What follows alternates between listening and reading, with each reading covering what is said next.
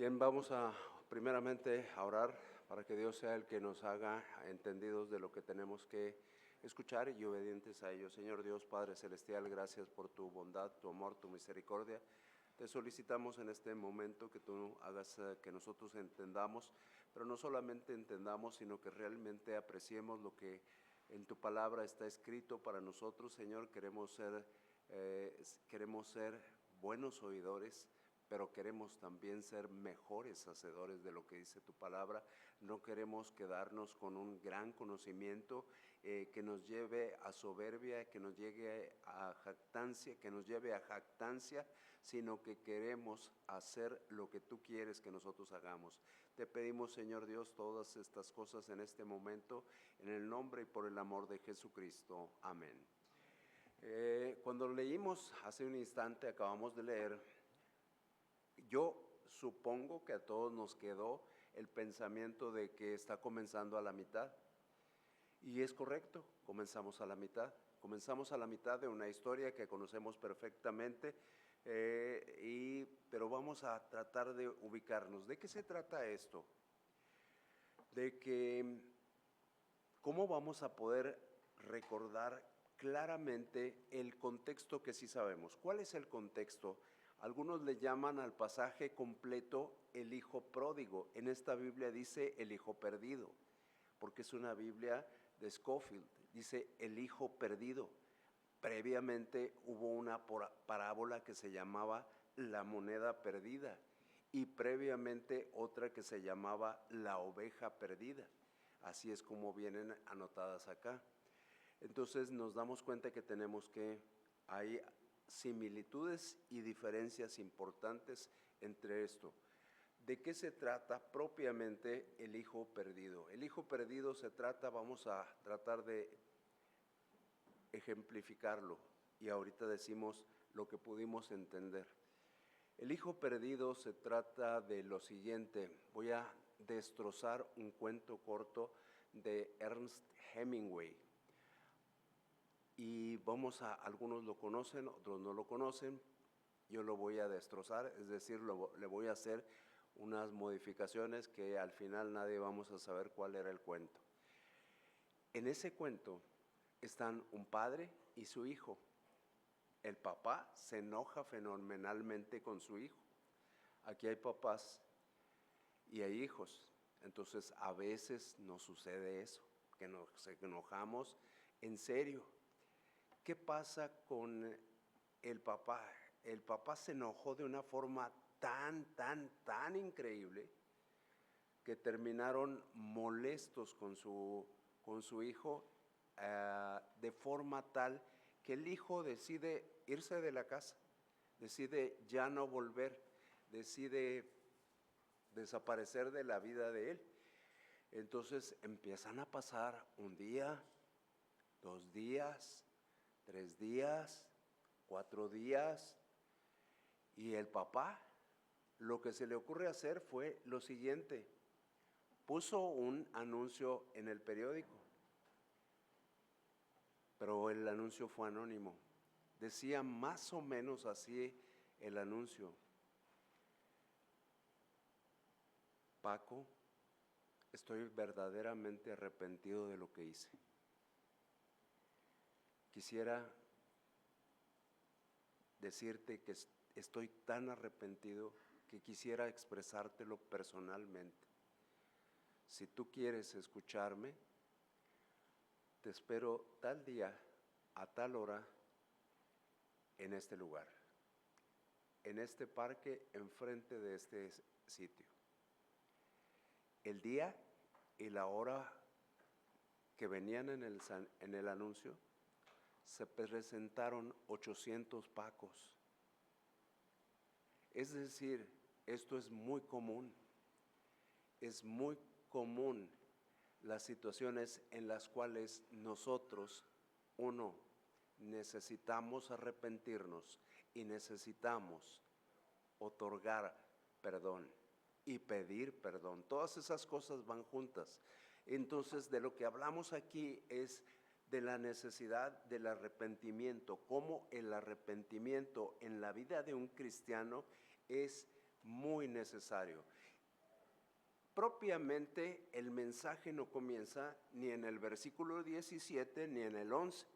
Nosotros podríamos decir que comienza mucho antes, comienza posiblemente desde el capítulo 14, ahí podríamos decir que comienza todo esto. Desde el capítulo 14 y avanzamos y vamos a llegar a la culminación. A este Lucas 15 hay quienes, algunos les llaman el corazón del Evangelio de Lucas. ¿Por qué? Porque expresa claramente lo que vino a hacer el Señor Jesucristo y dije que abarcaba hasta gran parte del 19. Voy a leer un versículo del 19 para que nos demos cuenta cómo desde el 14 y hasta el 19 está el centro del Evangelio. En el 19, el versículo 10 dice, porque el Hijo del Hombre vino a buscar y a salvar lo que se había perdido. Entonces, desde el 14 y hasta el 19, más adelante del 10, más adelante del versículo 10, todo es en relación con esto. Entonces, lo que nos tenemos que dar cuenta es que el arrepentimiento no solamente es necesario al inicio de la vida cristiana, sino que en nuestra vida cristiana, los creyentes debemos arrepentirnos de las cosas que voluntaria e involuntariamente hacemos en contra de la voluntad de Dios. Desgraciadamente tenemos que reconocerlo, hacemos cosas involuntariamente contra los mandatos de Dios, los deseos de Dios, los estatutos y los decretos que Dios ha dado. Todo el tiempo estamos haciendo sin querer ese tipo de cosas. Entonces tenemos que darnos cuenta de esto. Entonces, esto es importante por eso, porque necesitamos renovar nuestro arrepentimiento continuamente. Aquí en el pasaje completo, el pasaje comienza en el versículo 1, dice, y fíjense el 1 y 2, dice, se acercaban a Jesús todos los publicanos y pecadores para oírle. Hay un deseo de acercarse de los que, igual que nosotros, tenemos necesidad, publicanos y pecadores, para escuchar el mensaje de Cristo. Por eso nosotros nos acercamos a Él, porque queremos seguir escuchando lo que Él dice. En este tiempo Él sigue hablando a nuestras vidas y nosotros tenemos que atender lo que estás diciendo. Pero la contraparte de la audiencia está ahí, dice, y los fariseos y los escribas murmuraban diciendo, a los pecadores recibe y con ellos come. ¿Qué vemos aquí? Vemos una clara señal de lo que está sucediendo todavía en el tiempo actual. Por un lado, las personas que tienen necesidad de saber de Cristo. Por el otro lado, los religiosos que somos juiciosos, que nos gusta enjuiciar a la gente y señalar a las personas y decir, este hombre, esta mujer están mal. Entonces nosotros tenemos que tener cuidado y atender, sí, me lo sé de memoria, y qué con que me lo sepa de memoria, qué con que sepa de memoria el capítulo 15 de Lucas. Nosotros vemos, primera parábola, oveja, segunda parábola, moneda. ¿Qué observamos detalladamente en esas dos parábolas? Estoy tratando de dar un poquito del panorama para que nosotros podamos entender. Aquí nos damos cuenta primero, dice, que hombre de vosotros, versículo 4, que hombre de vosotros teniendo 100 ovejas y sabemos el resto. Que hombre de vosotros es un hombre que empieza a buscar algo que se le ha perdido. Segunda parábola, o qué mujer que tiene 10 dracmas si pierde una, qué mujer que tiene 10 dracmas. Tenemos que centrarnos. Estamos en el pensamiento, no en el pensamiento occidental del siglo XXI. Estamos en el pensamiento del pueblo judío del primer siglo. Entonces nosotros tenemos que enfocarnos en qué está demostrando. Las primeras dos parábolas demuestran una cosa: el que tiene interés busca. ¿Quién tuvo interés en buscar? El que tuvo interés en buscar fue Dios. Dios empezó a buscarnos. Dios nos buscó, nos buscó, nos buscó, nos buscó. Y en la tercera parábola las cosas cambian. La tercera parábola, el mensaje es: ¿y el hombre?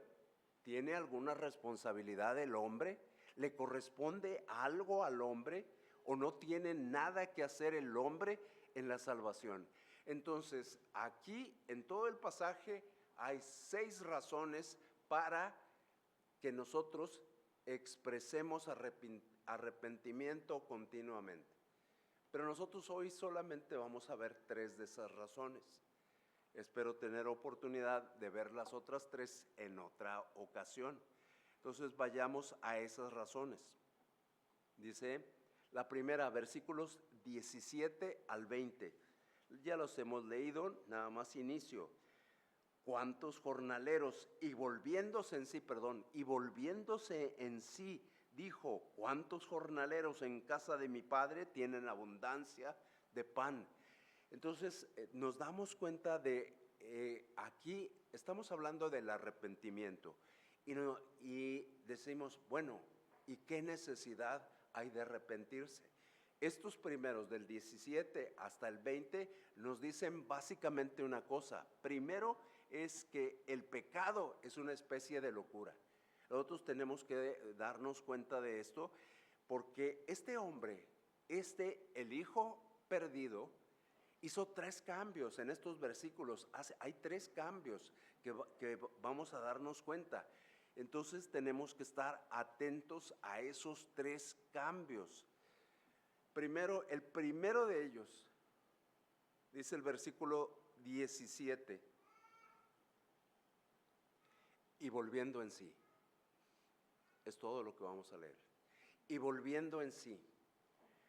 ¿Qué es lo que está sucediendo en la vida de esta persona? Que en un momento determinado de su vida, él está reconociendo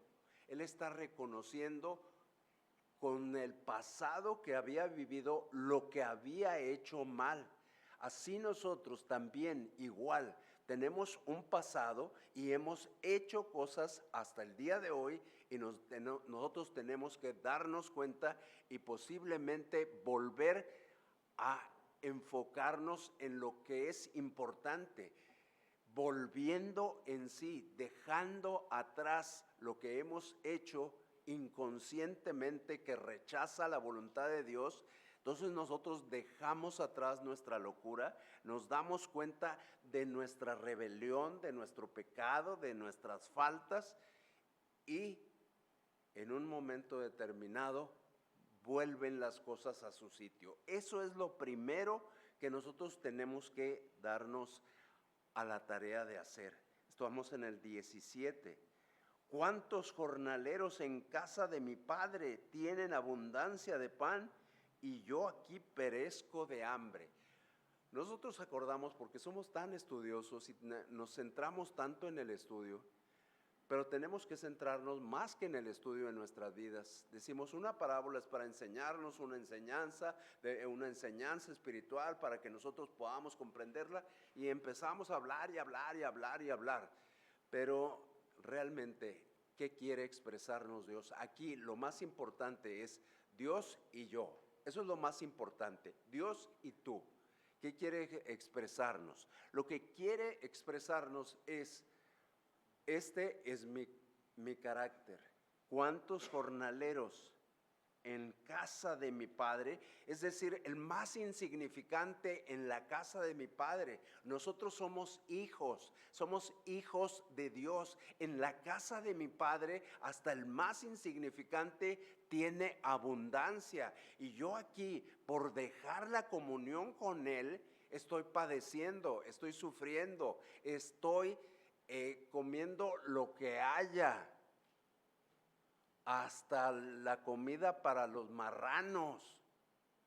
La deseo, la comida para los marranos.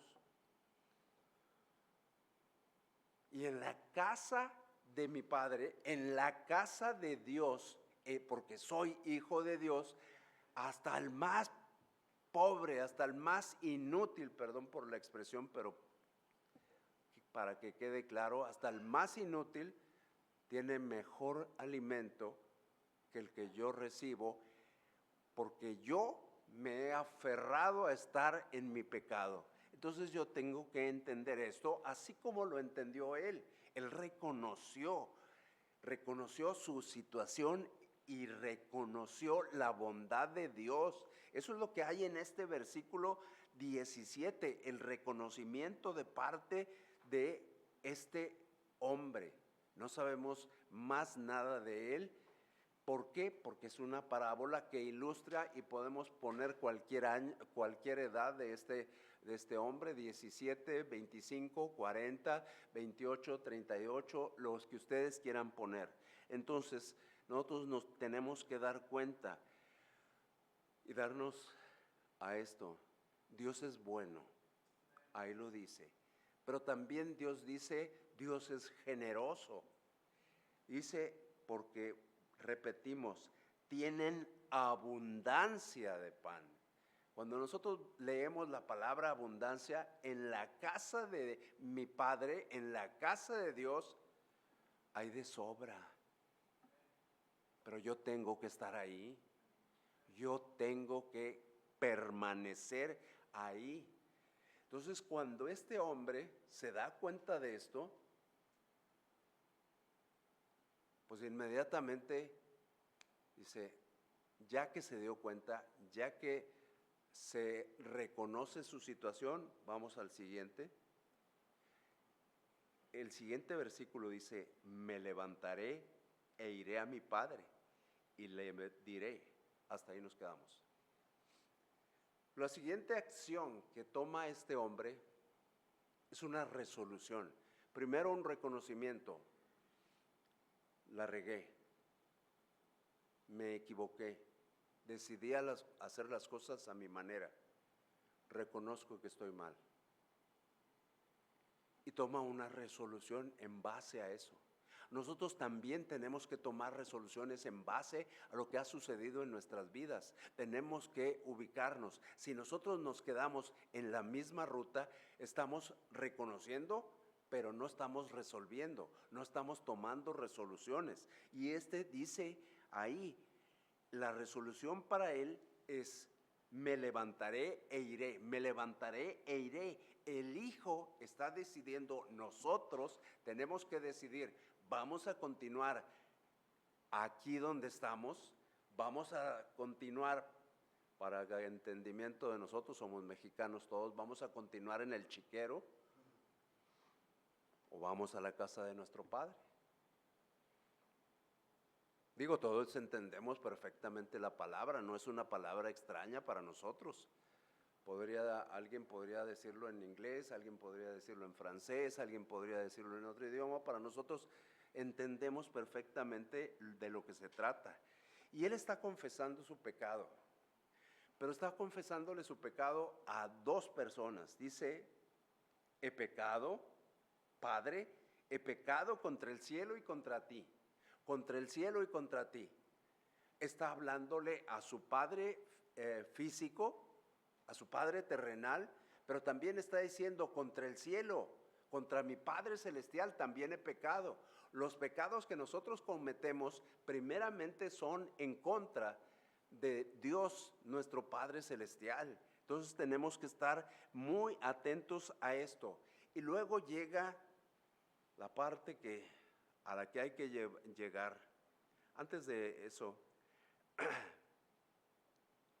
tenemos que entender, dice la segunda epístola a los Corintios, capítulo 7, versículo 10, habla de la tristeza. Y nosotros podemos comprender a este hombre y pensar que la tristeza, existen dos según la Biblia, la tristeza humana y la tristeza según Dios. Eso es lo que dice en segunda de los Corintios 7:10. La tristeza que es según Dios produce arrepentimiento. Si tú tienes una tristeza humana, continúas en lo mismo. Pero si tú tienes una tristeza divina, la tristeza te conduce a un cambio, a un arrepentimiento, a que voy en un sentido y ahora ya no voy en ese mismo sentido. Y luego decíamos que íbamos a entrar al versículo 19, la tercera situación que está: ya no soy digno de ser llamado tu hijo. Él tiene resignación, ha analizado, ha reconocido, ha desmenuzado su situación, su condición, sus acciones, y ha dicho y dice: ya no soy digno de ser llamado tu hijo. Otros tenemos que atender. No estoy hablando, queremos ubicarnos, porque luego a veces nos desubicamos entre el mal hablar de quien está hablando y la distracción que en ocasiones tenemos. Pensamos, ¿de qué me está hablando? De lo que estoy hablando es de que entre Dios y nosotros existe comunión, y la comunión puede ser rota. La salvación jamás, pero la comunión sí. Entonces, tengamos cuidado con la forma en la que hemos estado actuando los últimos días. Hablo por mí y hablo para ustedes. Estoy hablando por mí y para ustedes. Entonces, hubo un momento donde dice: ya no soy digno. Cuando dice ya no soy digno, está viendo directamente la bondad de Dios, la grandeza de Dios, el amor de Dios, la misericordia de Dios. Lo está viendo todo eso y dice: yo no soy digno de eso. Qué sorprendente. Ya había tomado su decisión y nos damos cuenta ahora. A nosotros nos parece que hubo un verdadero arrepentimiento. Si sacáramos esto de todo lo que sabemos de la Biblia, diríamos: sí hubo arrepentimiento en este hombre. Y tendríamos que seguir viendo, disfrutando de lo que sigue. Cuando existe un verdadero arrepentimiento, la comunión se restablece. El hombre se vuelve a Dios. Tanto el inconverso, que viene por primera ocasión a Dios, como nosotros los creyentes que hicimos a un lado a Dios. Nosotros los creyentes que decidimos desobedecer a Dios, podemos volver a esa comunión con Dios. Estamos comprendiendo, si Dios es así de grande y Él me ha pedido que yo sea igual a Él, voy a tratar de ser así como Él me mostró mediante la vida de Jesucristo. El arrepentimiento, entonces, nosotros decimos, y creo que todos estamos de acuerdo, es hermoso. ¿Por qué el arrepentirse es hermoso? Porque se encuentra con Dios, con un Dios hermoso. Entonces nosotros tenemos que darnos cuenta, así como este hijo vio a su padre y vio eso que en necesidad él anheló, en la miseria que tuvo él anheló, ahora lo ve y lo ve hermoso. Ya no es el viejo aburrido que tengo en la casa. Ya no es el viejo rico que está en la casa. Ya no es el viejo al que le tengo que solicitar mi parte de la herencia. Ya lo ve como alguien, el que me amaba, el que siempre estuvo atendiéndome, el que siempre estuvo apoyándome. Entonces dijimos, arrepentirse es como volver de una locura. Volvamos, quienes quieran acompañarme de esa locura en la que hemos estado. Arrepentirse es importante porque nos vamos a dar cuenta de que Dios sigue siendo amoroso para con nosotros. 22 y 23 dice: El padre dijo a sus siervos: sacad el mejor vestido y vestidle, poned un anillo en su mano y calzado en sus pies, y traed el becerro gordo y matadle, y comamos y hagamos fiesta. Entonces, cuando nos damos cuenta de esto, tenemos un padre amoroso, realmente amoroso. La decisión ya estaba tomada, el hijo había actuado, dice el 20, vino a su padre, él ya había actuado, él venía simple y sencillamente a lo que le dieran, a cualquier cosa que me permitan, yo voy a estar contento después de lo que he vivido. Pero sin embargo, su padre, que podríamos decir aquí, es un remedo, perdón por los padres, por los que somos padres, pero perdón, somos un remedo y bastante malo de nuestro Padre Celestial. ¿Por qué? Porque aquí nos damos cuenta cómo llega este hijo. Viene del chiquero, vendría bien bañadito, bien perfumadito, bien arregladito. Pues se me hace que no, ¿verdad? Viene del chiquero. ¿Cómo vienen las personas? ¿Sí? Oliendo. ¿Alguien ha trabajado en un chiquero? Ha trabajado en un chiquero, bien por eso. Ahorita les platico a los jóvenes sobre todo. ¿Cómo queda uno de limpiecito después de trabajar ahí? ¿Qué aroma se tiene? Y créanme que no es el perfume que les regalaron en su cumpleaños. Para nada es eso. Y así llega, sucio, harapiento o aromatizado, por no decir de otra forma. Hay una forma más clara de decirlo. Llega y se da cuenta del amor de su padre. Así nosotros podemos volver. Le fallé a Dios. Dios me pidió algo y yo le fallé. Él nunca va a dejar de ser mi padre. Pero yo regreso arrepentido. Y aquí Dios despliega su amor. Saquen el mejor vestido.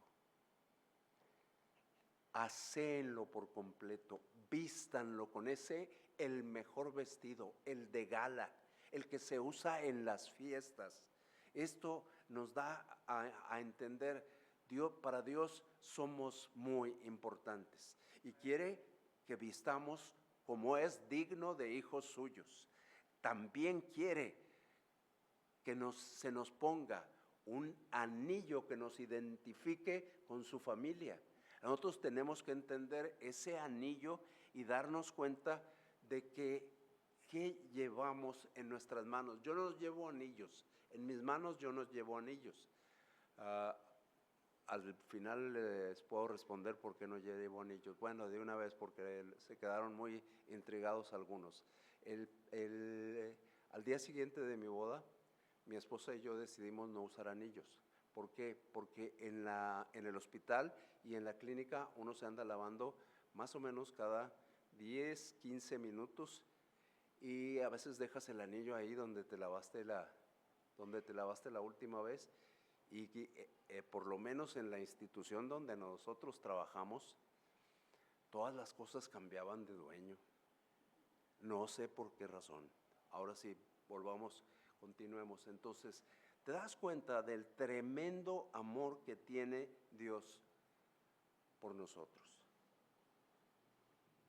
Vemos las cualidades de Dios.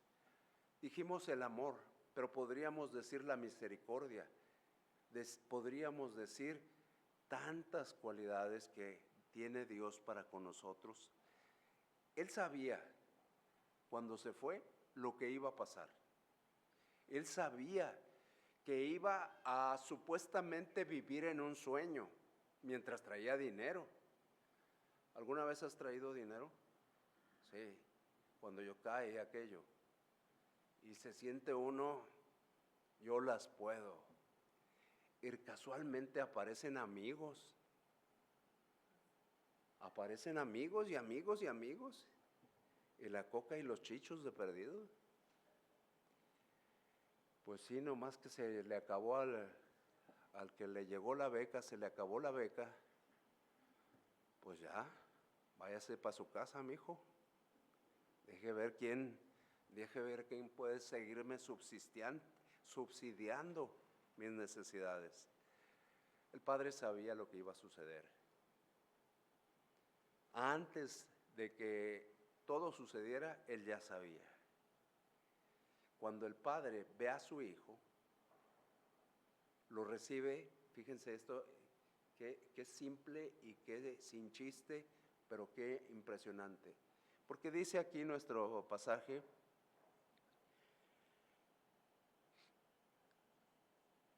aquí, el 20, cuando aún estaba lejos, lo vio su padre y fue movido a misericordia y corrió y se echó sobre su cuello y le besó. Dios, cuando nosotros nos arrepentimos, recibe a sus hijos como hijos. Si tú y yo nos arrepentimos de haberle fallado a Dios, Él nos recibe como los hijos que somos de Él, con todo amor, con toda bondad. Y aquí es donde se presenta un desafío para nosotros. El desafío es grande. Dios está derramando su amor, su bondad, su misericordia, su gracia, su salvación, está derramando su comunión, se está volcando sobre nosotros, se está dejando venir sobre nosotros y nos ponemos a pensar, ¿y qué hago ahora? Ya me ha dado todo eso, ¿qué hago?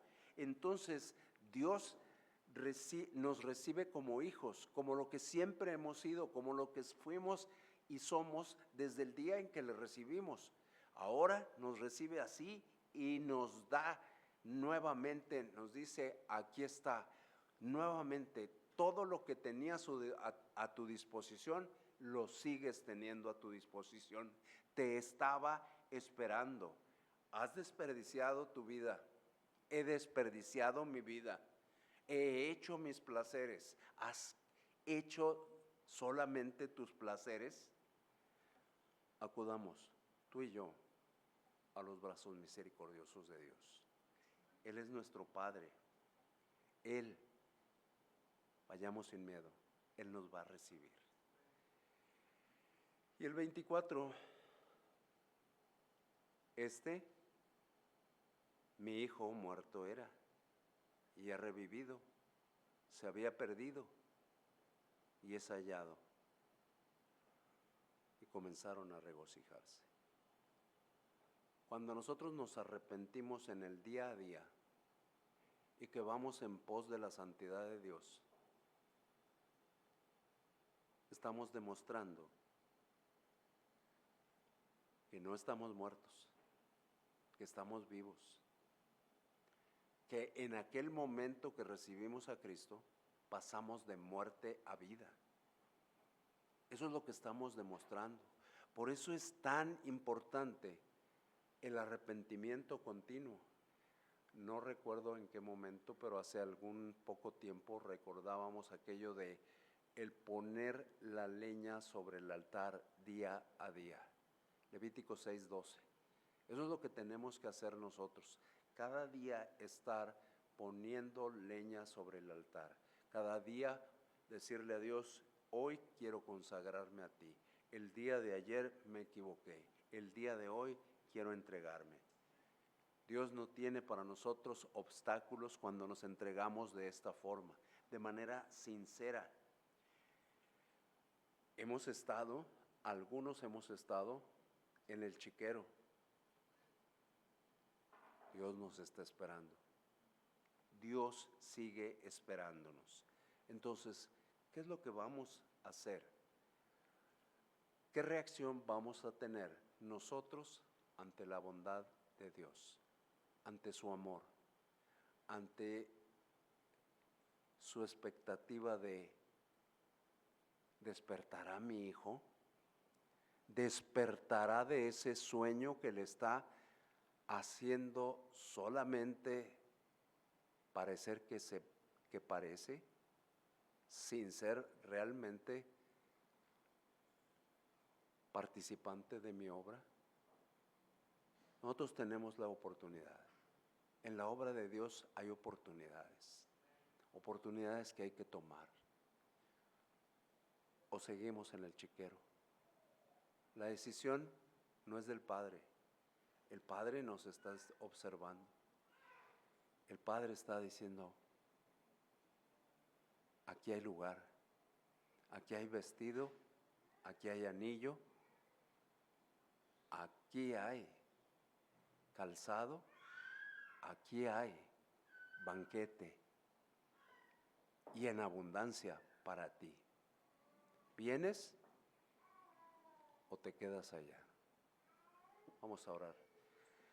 Señor Dios, Padre Celestial, gracias porque a este tiempo, ya como creyentes, ya como salvos, todavía nos das la oportunidad de arrepentirnos de las fallas que hemos tenido, de los pecados que hemos hecho.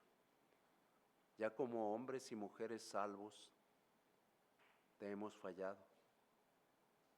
Y tenemos la oportunidad de presentarte a ti nuestro arrepentimiento por el pecado que hemos cometido. Recíbenos, Señor. Recíbenos y que nuevamente exista la plena, total y absoluta comunión. Te queremos ser útiles, queremos participar de tu obra.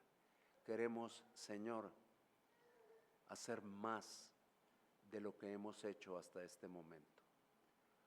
Hasta este momento, lo único que he estado haciendo he estado esperando mi parte de la herencia. Como hijo que soy, merezco mi parte de la herencia.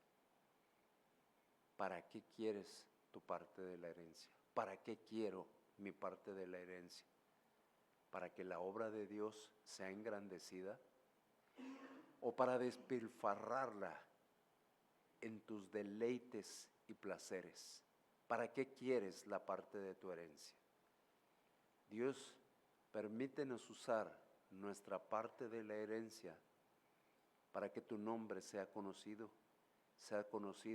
en los lugares donde andamos, aquí, alrededor de nuestro hogar, en los clubs que estamos participando, en los eventos que estamos realizando, que siempre nuestro enfoque y nuestro sentido sea participar de tu obra, Señor, hacer que tu nombre sea conocido. Te pedimos, Señor, todo esto en este momento, en el nombre y por el amor de Jesucristo. Amén.